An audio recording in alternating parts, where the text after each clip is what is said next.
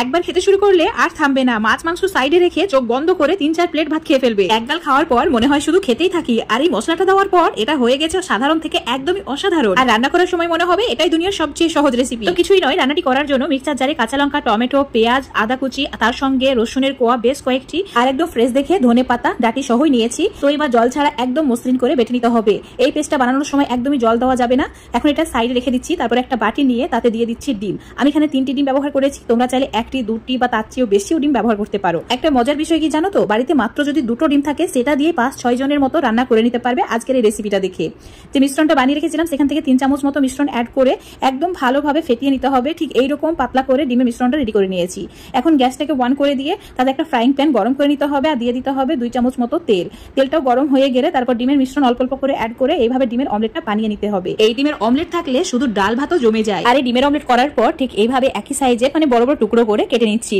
যদি মনে হয় ডাল ভাত দিয়ে ডিমের অমলেটটা খাবো না, তাহলে এইভাবে একবার কারি বানিয়ে নিতে পারো। ডিমের অমলেট কারি খাচ্ছি না অন্য কিছু সেটা ভাবতে ভাবতেই হাড়ির ভাত একদম শেষ। তাহলে ফ্রাইং প্যানে 3 চামচ মতো সরষের তেল খুব ভালো করে গরম করে নাও। তারপর দিয়ে দাও অল্প একটু কালো জিরে। কালো জিরে 10 সেকেন্ড মতো ভাজার পর চুলোর ফ্লেম একদম কমিয়ে মিক্সচার জারে যে মশলাটা বেঁচে ছিল সেটা সম্পূর্ণ ঢেলে দিতে হবে। এখন কোনো জল অ্যাড করা যাবে না। এই মশলাটা তেলের সঙ্গে ভালো করে কষিয়ে নিতে হবে। কষানো হয়ে গেলে দিয়ে দিতে হবে ঝিঙে। ঝিঙেগুলো একদম কচি দেখে নেবে আর একটু বড় বড় টুকরো করে কেটে নিয়ে অ্যাড করবে। ধুয়ে ভালো করে জল ঝরিয়ে অ্যাড করেছি। তাতে সামান্য মানে স্বাদ মতো নুন আর দিয়েছি অল্প একটু হলুদের গুঁড়ো। এবার একটু সময় নিয়ে কষাতে হবে। ঝিঙে নরম হওয়া পর্যন্ত ভালো করে কষিয়ে নিচ্ছি।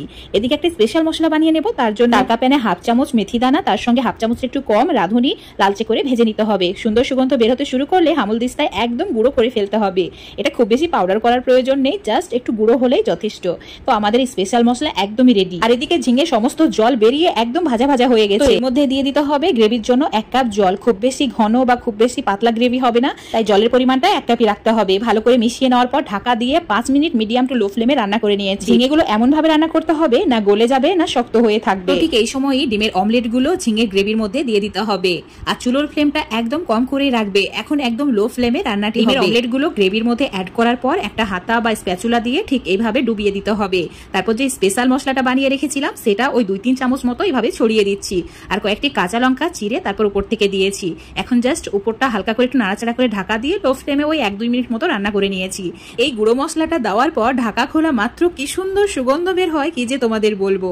তো আমাদের দারুণ স্পেশাল ডিমের অমলেট কারি একদমই রেডি। এখন শুধু গরম ভাত পেলে আর কি চাই। এর আগে তো অনেকভাবেই ডিমের অমলেট কারি করে খেয়েছো। এই স্পেশাল মশলাটা দিয়ে একবার এইভাবে বানিয়ে খেয়ে দেখো তো, প্রেমে পড়বে না? এটা তো হতেই পারে না। যেদিন এই রেসিপিটি বানাই শুধু লাঞ্চে নয় ডিনারেও একটু বেশি ভাত খেয়ে ফেলি। এইভাবে ভাতের সঙ্গে মেখে এক গাল মুখে দিলেই মনে হয় যেন অমৃত। শুধু ডিমের অমলেটের স্বাদ নয়, গ্রেভির স্বাদও অতুলনীয়। তাই এক পদেই